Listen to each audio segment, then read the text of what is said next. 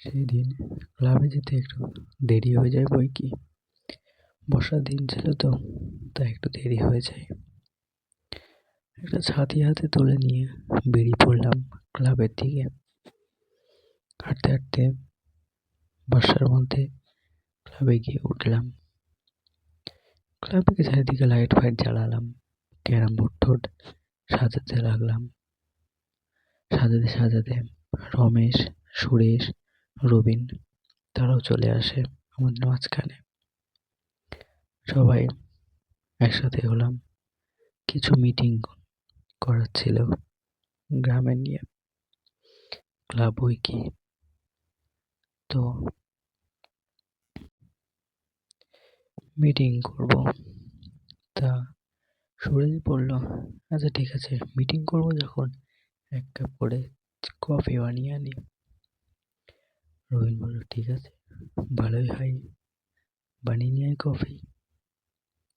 আমি বললাম, তাহলে যা, তাড়াতাড়ি কফি বানিয়ে নিয়ে আয়, খেতে খেতে কিছু আলোচনা করব।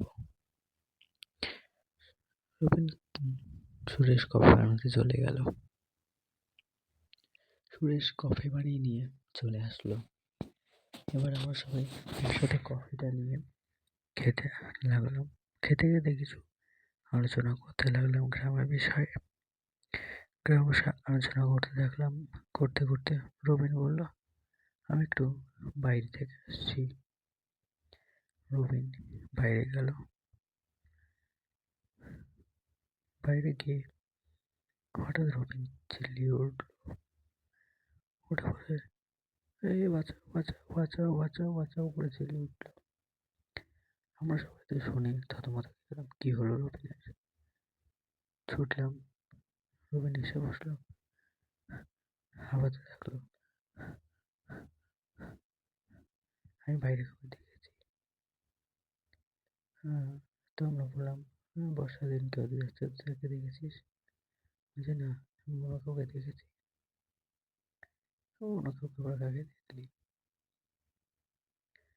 রবিন বলল, জানি না, ওখানে দাঁড়িয়ে ছিল, আমি দেখলাম আর হট করে উধাও হয়ে গেল।